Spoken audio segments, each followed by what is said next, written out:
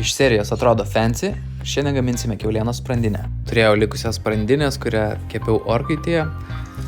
Tai kitą dieną, jei pilnai atvėsus, galėjau padaryti tokias gražias porcijas, kurias apsikepiau su sviestu, druska, čiobreliais bei česnaku.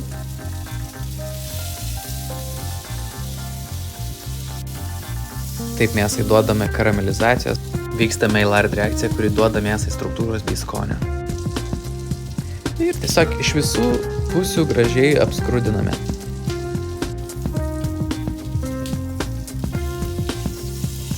Kol ruošiame kitus garnyrus, siūlau mėsą laikyti orkaitėje kažkur 60 laipsnių temperatūrų uždengtą foliją, taip jinai neatvės. Toj pačiai keptuvėje išsikepam morkas, pasūdame su druska, pasikepam ir užbaigiam obuolių actu.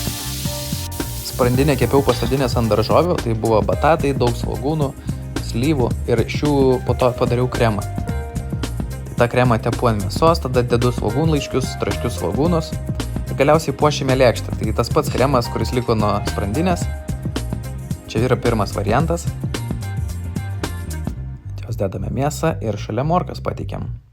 Čia antras variantas su stiklinė, tiesiog prispaudžiam ir lieka toksai fragmentas gražus. Šone serviruojam keptas morkas ir visą patiekalą užbaigiam šviežiom kaliaropėm, pridės traškumo ir šviežumo patiekalą.